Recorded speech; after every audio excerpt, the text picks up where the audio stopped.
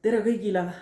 Kogu maailm jälgib murelikult Iisraelis ja Gazas toimuvat ja loomulikult oli ka Euroopa Parlamendi päevakorras resolutsioon, mis mõistis hukka Hamasi terrorirünnakud ja avaldas toetust Iisraelile territoriaalse terviklikkuse kaitsmisel, suveräänsuse kaitsmisel, oma kodanike kaitsmisel, aga nendes piirides, mida näeb ette rahvusvaheline õigus.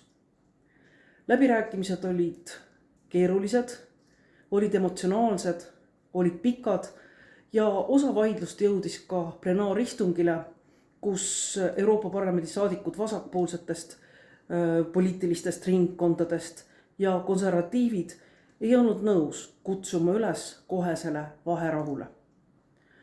Minul on sellest raske aru saada, sest kui vaadata praegust olukorda Gazas, siis kui vähegi tahta säästa tsiviilisikuid, kes ei ole milleski süüdi, siis see saab toimuda ainult siis, kui sinna jõuab kohale humanitaarabi ja kui inimestel on võimalik lahkuda. President Biden olevat välja rääkinud võimaluse 20 autol või 20 veoautol minna põgenikele järgi, aga vajadus on mitte 20, vaid tuhandete veoautode järgi ja tuhandete abi andvate autode järgi.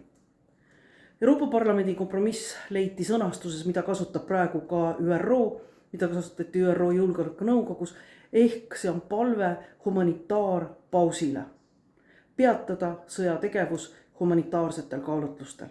See oli siis selline sõnastus, millega olid nõus ka konservatiivid ja vasakpoolsed. Resolutsioon võeti tervikuna vastu 500 poolthäälega, ehk see on väga suur toetus.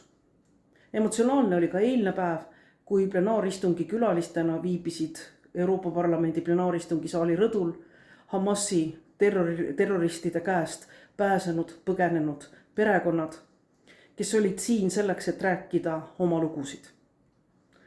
Iga see lugu on tragöödia, mitte ühegi inimese surm ei ole õigustatud, tsiviilisiku surm.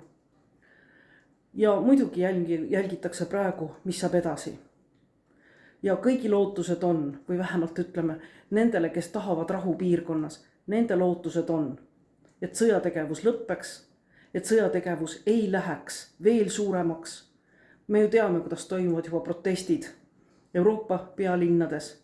Oli ka terroristlik rünnak Rootsi kodanike vastu Brüsselis mõned päevad tagasi. Need kõik tuleks teha selleks, et sõjategevus ei laieneks, et tsiviilisikud saaksid kaitstud ja saaksid lahkuda ja et Lähis-Idasse tuleks rahu nii palju, kui see võimalik on.